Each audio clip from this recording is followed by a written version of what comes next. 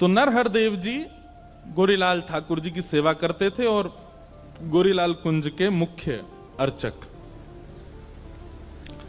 कई सारे शिष्य थे उनके, उन्हीं शिष्यों में एक थे श्री रसिक देव जी, जिनका पद अभी हम लोगों ने गाया। तो नरहर देव जी के मन में आता तो था कि मैं गोरीलाल ठाकुर जी की सेवा रसिक देव को दे दूं, लेकिन उनके मन में आया कि पहले परीक्षा ले लूं, ये वास्तव में योग्य है कि नहीं सेवा के। बहुत सुंदर लीला है। तो नरहर देव जी ने क्या किया, अपने दूसरे शिष्य को बुलाया और कई 2-3 शिष्यों को बुला करके कहा, बोले सुनो, कल से तुम लोगों को एक अभिनय करना। अभिनय मतलब नाटक। कैसा नाटक? बोले जबरदस्ती की शिकायतें लेके आनी है रसिक देव की मेरे पास। कभी अपना कोई वस्त्र फाड़ देना और मुझसे आके शिकायत करना, रसिक देव जी ने फाड़ दिया। कभी कोई सामग्री गिरा देना, कह देना रसिक देव जी ने। तो सब बोले गुरुजी ऐसा क्यों? बोले जैसा हम कह रहे हैं वैसा करो, हमको परीक्षा लेनी है रसिक देव की। और दूसरे दिन बेचारे रसिक देव जी तो बड़े सीधे थे, बहुत सौम्य, बहुत सरल सीधा स्वभाव उनका। लेकिन गुरुदेव परीक्षा लेने पर आए और वो भी बिल्कुल फेंट कस के आए कि ऐसी परीक्षा लूंगा।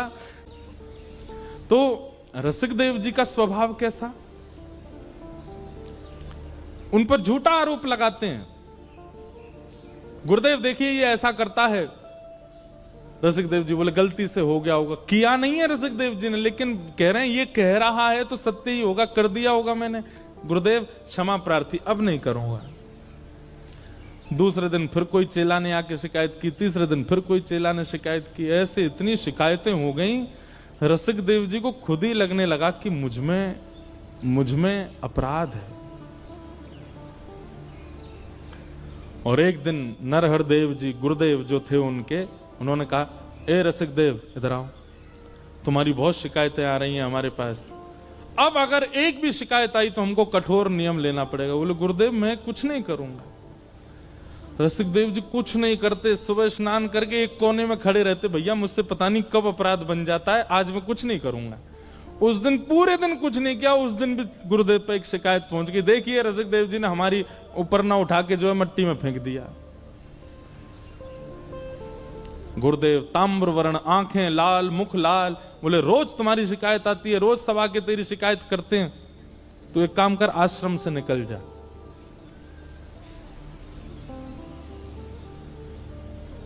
रसिक देव जी हाथ पैर कांप रहे हैं, रो रहे हैं। बोले गुरुदेव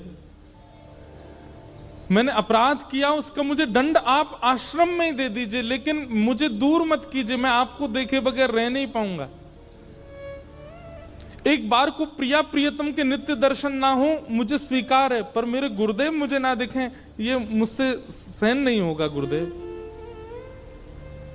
बोले सुन, हमारी आज्ञा मान और आश्रम छोड़ के चला जा, अभी जा। रसिक देव जी बोले गुरुदेव दूसरी बार कहना नहीं पड़ेगा आपको, मैं जाता हूं। और अपने सब गुरु भाई जो शिकायतें करते थे वो अंदर ही अंदर वे सब रो रहे हैं, क्योंकि रसिक देव जी ने कुछ किया नहीं, वो तो गुरुदेव करवा रहे हैं। सबसे क्षमा प्रार्थी हो गए, मुझे क्षमा कर देना गुरु भाई, मैंने जो किया मुझे क्षमा कर देना।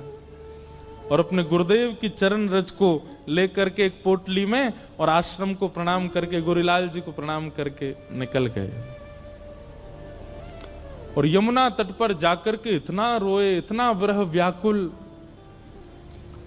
अपने हृदय पर हाथ रख करके बस रुदन करते रहते हैं।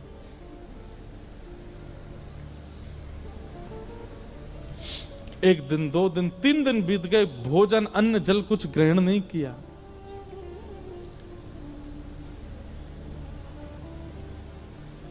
लेकिन रसिक देव जी के इतनी ख्याति थी कि उनके कई वैष्णव बाहर के ऐसे थे ब्रजवासी जो उनको घेरे रहते थे, तो वे सब लाते, उनको प्रसाद पवा देते, उनके वस्त्र धो देते, उनकी सेवा कर देते।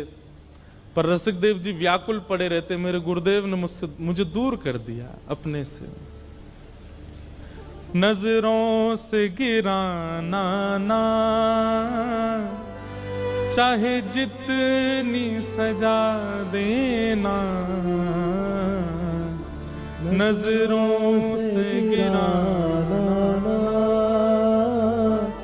चाहे जितनी सजा देना,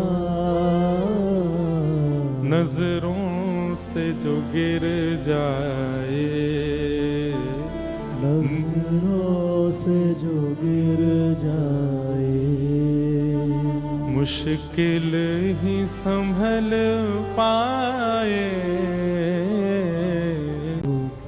ये तो वही समझ सकता है जब कोई प्रेम करने वाला, अत्यंत प्रेम करने वाला आपसे नजर फेर लेता है, उस समय ऐसा लगता है असंख्य बाण मार दिए वो हम। रसिक देव जी की निष्ठा प्रिया प्रियतम में है, पर जितनी प्रिया प्रियतम में है उससे कई गुना ज्यादा अपने गुरुदेव में, और वो गुरुदेव अपने नजरों से आगे कर दें, और वो भी तब जब रसिक देव जी का कोई अपराध नहीं।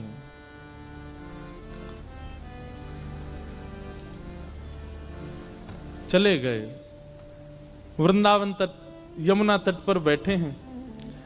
कुछ दिन लगे उनको ठीक होने में, संभलने में। कुछ दिन बाद संभल गए, वृंदावन की परिक्रमा करते, रज का तिलक करते, यमुना जी को प्रणाम करते, अपना भजन करते, गुरुदेव का मानसी चिंतन करते, मन में चिंतन करते। लेकिन एक दिन इतनी व्याकुलता बढ़ गई, बिना गुरुदेव को देखे महीनों निकल गए हैं। तब उन्होंने अपने एक साथी को बुलाया और कहा, सुनो। बोले, एक सेवा करोगे? बोले, क्या? मेरा नाम मत लेना, पर तुम जाओ और गुरुदेव से जाके निवेदन करो कि गुरुदेव स्नान करने के बाद जो उनके पुराने वस्त्र होते हैं ना, वो तुम्हें दे दिया करें। तुम ऐसा कहना कि तुम धो के सुंदर उनको इत्र आदि लगा करके स्वच्छ करके गुरुदेव को दे दोगे, पर तुम लाके मुझे दे दिया करना। मुझे एक सेवा तो गुरुदेव की मैं यहां बैठे बैठे करूं। वो व्यक्ति गया और नरहरदेव जी से जाके निवेदन किया, गुरुजी हमारी प्रार्थना है कि आपके जो वस्त्र हैं वो धोने की सेवा हमारे परिवार को मिले। नरहरदेव जी बोले, अरे तो इसमें क्या बात, ठीक है, कल से हम तुमको दे दिया करेंगे। अब वो व्यक्ति गया और नरहरदेव जी गुरुदेव के जितने वस्त्र होते थे ला करके रसिक देव जी को दे देते। रसिक देव जी पहले तो गुरुदेव के वस्त्रों को लेते, फिर उनको प्रणाम करते, फिर उनकी सुगंधी लेते, उन्हीं को वंदन करते, उन्हीं से लिपट लिपट के रो लेते, मेरे गुरुदेव के वस्त्र हैं। और फिर उसके बाद सुंदर जल से उनको स्वच्छ करते, सुखाते। वही उनकी सेवा, नाम जप और गुरुदेव के वस्त्र धोना, यही उनकी सेवा थी। गुरुदेव के दो वस्त्र हैं, ऊपर का कुर्ता, नीचे की धोती, यही युगल सरकार मान लेते हैं, इन्हीं की ऐसी आराधना करते। और उसमें बढ़िया इत्र लगा करके स्वच्छ बिल्कुल सीमित वो करके उसको भिजवा देते।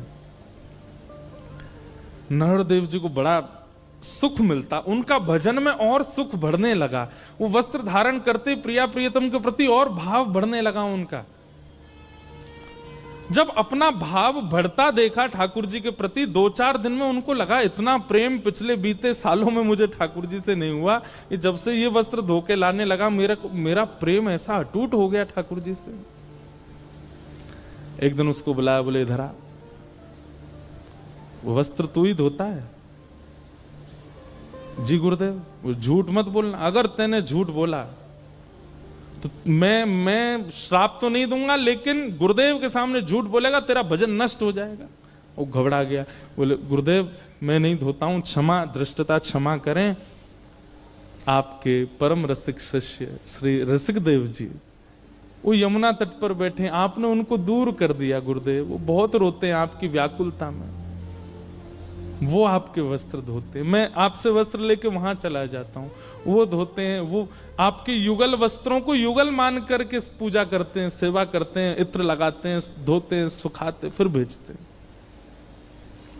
नरहरदेव जी के नेत्र बंद हो गए, नेत्रों में आंसू आ रहे हैं, क्योंकि इतना प्रेम ठाकुर जी के प्रति किसी सामान्य की सेवा से नहीं हो सकता। शिष्य की सेवा से भी गुरु का प्रेम बढ़ता है। लेकिन नरहरदास जी ने अपने चेहरे, अभी परीक्षा पूरी नहीं हुई और महाराज उतार करके वस्त्र उसके मुंह पर मार दिए। बोले सुन, लेकर के जा और उसके मुंह पर मार करके बोलियो अभी तो आश्रम से निकलना, मेरी आज्ञा है, वृंदावन छोड़ के चला जाए, छोड़ दे वृंदावन।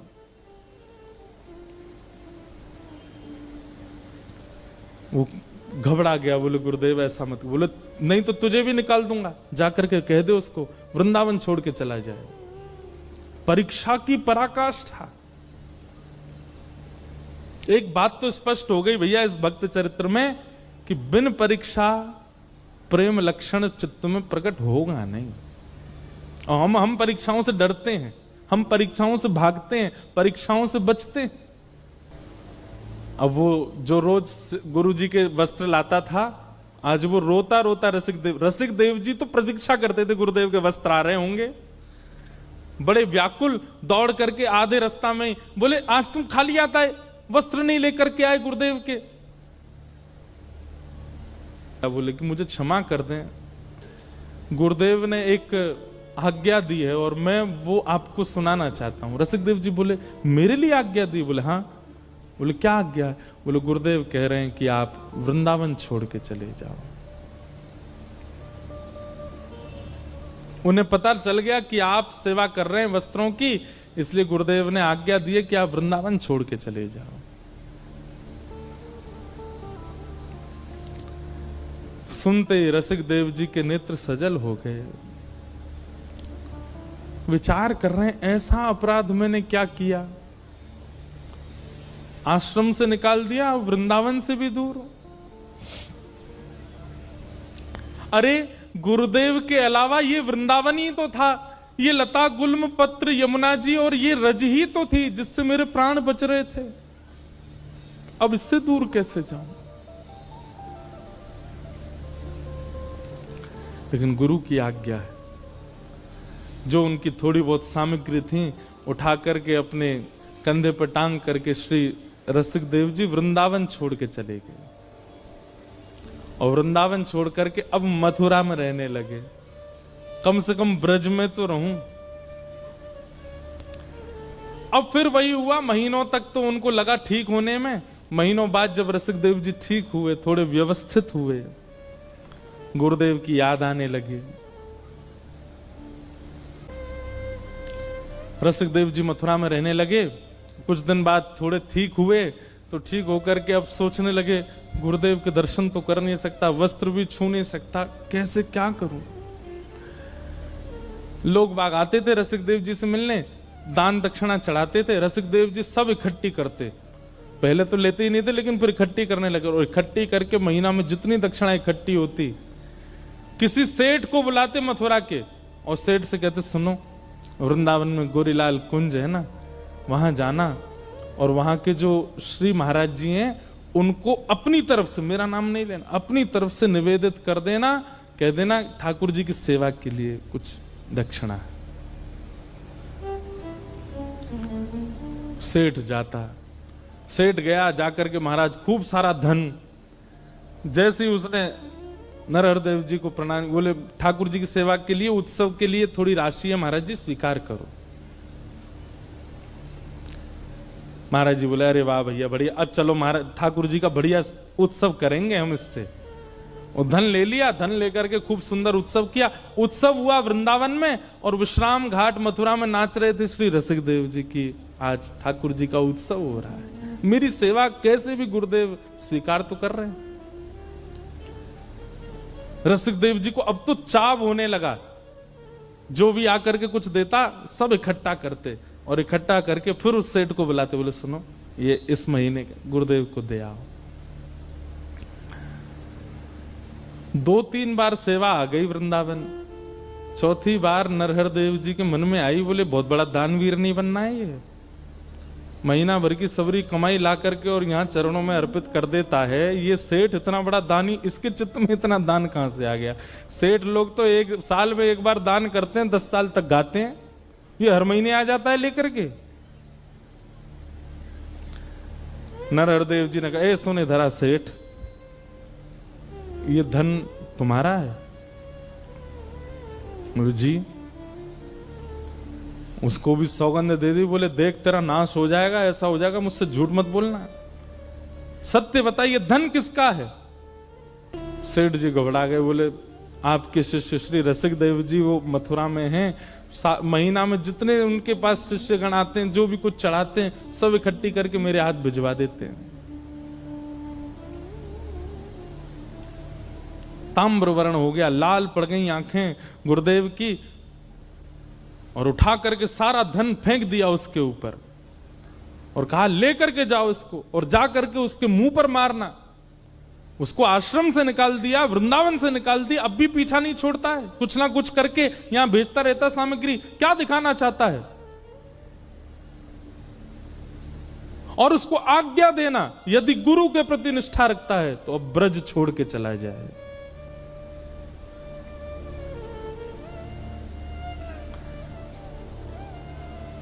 सेठ जी वापस गए और रसिक देव जी के चरणों में वह दक्षिणा अर्पित कर दी। बोले कि गुरुदेव बहुत नाराज हो गए, आज उन्हें पता चल गया कि आप सेवा भेजते हैं, और उन्होंने आज्ञा की है कि आज सूर्यास्त होने से पहले पहले ब्रज छोड़ के चले जाओ।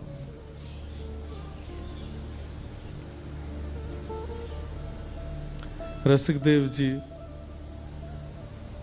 व्याकुलता की पराकाष्ठा पार हो गए,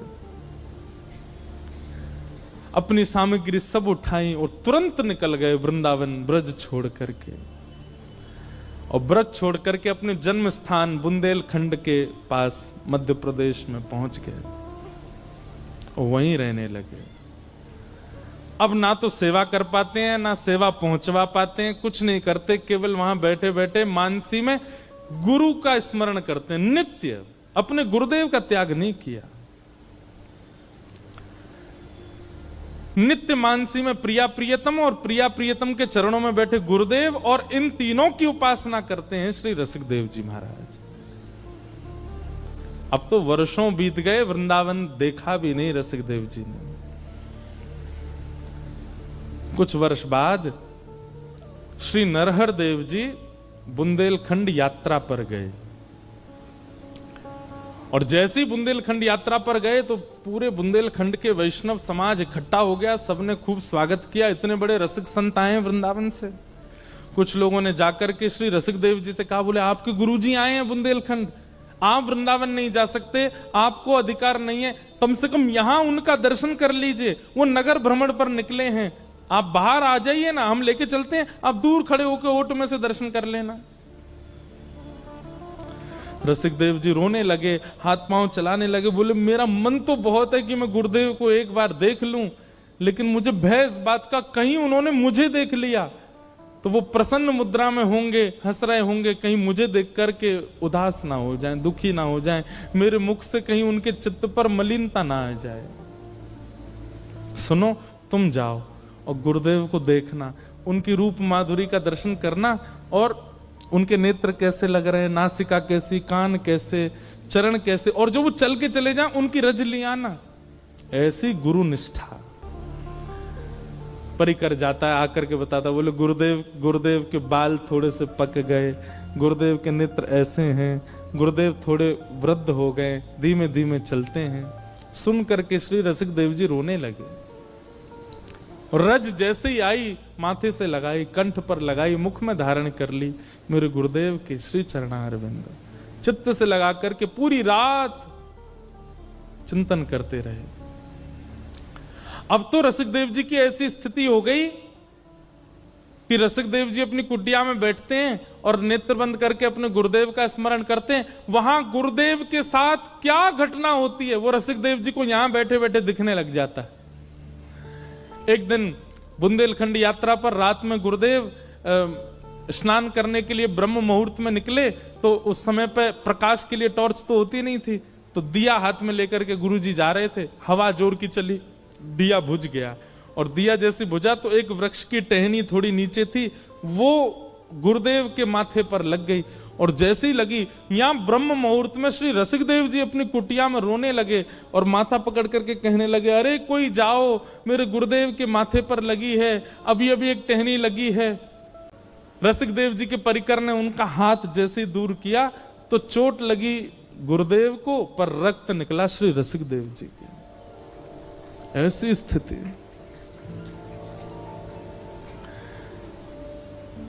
लेकिन लोग जाकर के केवल कहते हैं नरहर देव जी की कैसी निष्ठुरता, इतने में भी रसिक देव को स्वीकार नहीं कर रहे हैं। किसी ने जाकर के ये घटना सुना दी कि गुरुदेव आपके माथे पर लगी थी कल। बोले तुम्हें कैसे पता, मेरे साथ तो कोई था नहीं।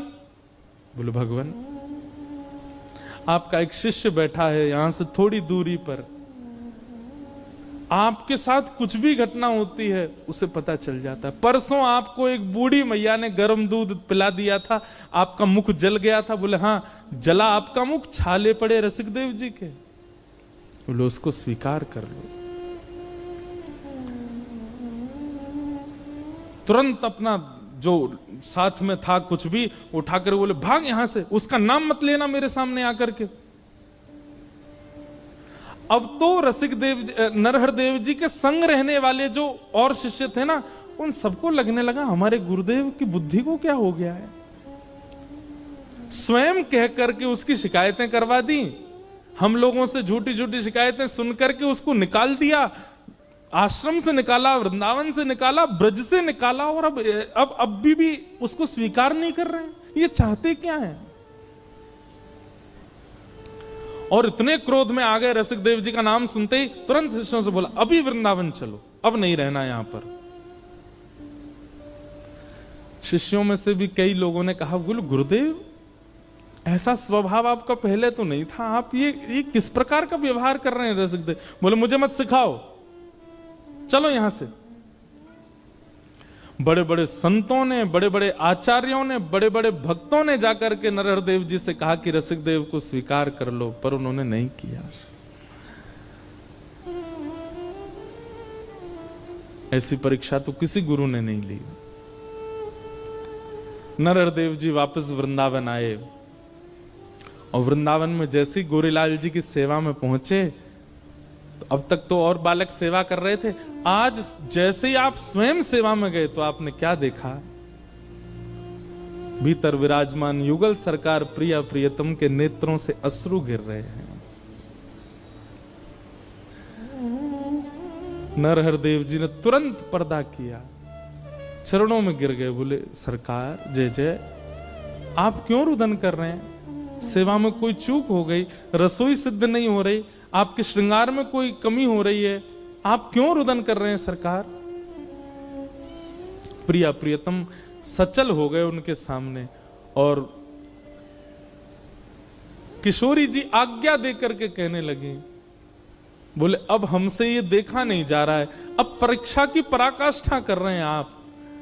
इतनी परीक्षा तो कभी श्याम सुंदर नहीं लेते, इतनी परीक्षा की भावना तो कभी किसी देव चित्त में नहीं आती, जितने कठोर हृदय से आप रसिकदेव की परीक्षा ले रहे हैं। हमारी आपसे प्रार्थना है, रसिकदेव को अब स्वीकार कर लो। बोले मैं बस इसी की प्रतीक्षा कर रहा था कि आप कहो कि उसको स्वीकार करो। मुझसे सबने कहा, आचार्यों ने कहा, शिष्यों ने कहा, पर मैं रसिकदेव की भक्ति आपके मुख से सुनना चाहता था। मेरे शिष्य की पराकाष्ठा, मेरे शिष्य का प्रेम कोई और मुझसे कहे, मुझे उसमें रुचि नहीं थी। मैं चाहता था कि प्रिया प्रियतम स्वयं एक दिन प्रकट होकर के कहेंगे कि रसिकदेव जैसा शिष्य इसको स्वीकार करो, तब स्वीकार करो। ये परीक्षा इसी के लिए कर रहा था कि आप बोलो। आज नरहर देव जी का एक अलग रूप दिखा, जो इतने निष्ठुर, इतने कठोर हृदय के बन गए थे पिछले कुछ वर्षों में, आज वो द्रवित हृदय, इतने दिन का भरा था हृदय में, नेत्रों से अविरल अश्रुधार गिर रही है, और अपने सब शिष्यों से कहने लगे मेरे प्राण, मेरे जीवन, मेरे अत्यंत प्रिय रसिकदेव को कोई लेकर के आओ।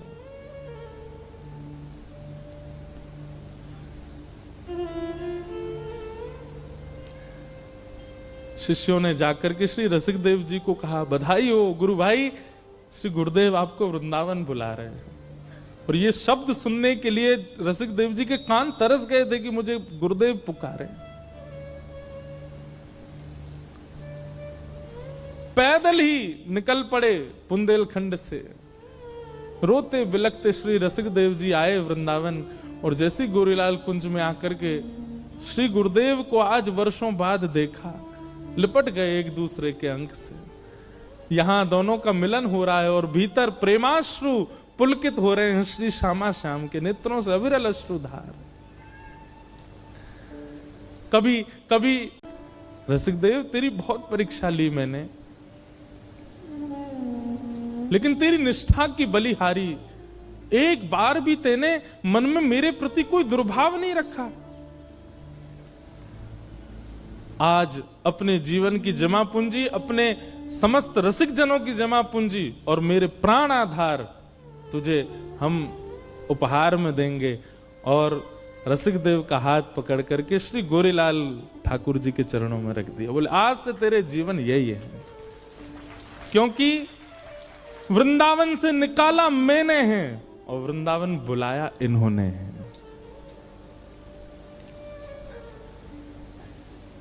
मैं तुझे वृंदावन बुलाऊं ये मुझ तक सीमित होता। गुरु तो कृपा कर देता है, शिष्यों पर बुला लेता है, पर मैं तो चाहता था मेरे रसिक देव को प्रिया प्रियतम बुलाऊं, और इन्होंने कहकर के बुलाया कि रसिक देव को बुलाओ। आज से यही तेरे सर्वस्व। ऐसे श्री रसिक देव वही गाते हैं, भाग्य बनो वृंदावन पायो, भाग्य बनो वृंदावन पायो। श्री रसिक बिहारी की गति पाई, श्री रसिक बिहारी की गति पाई। रसिक बिहारी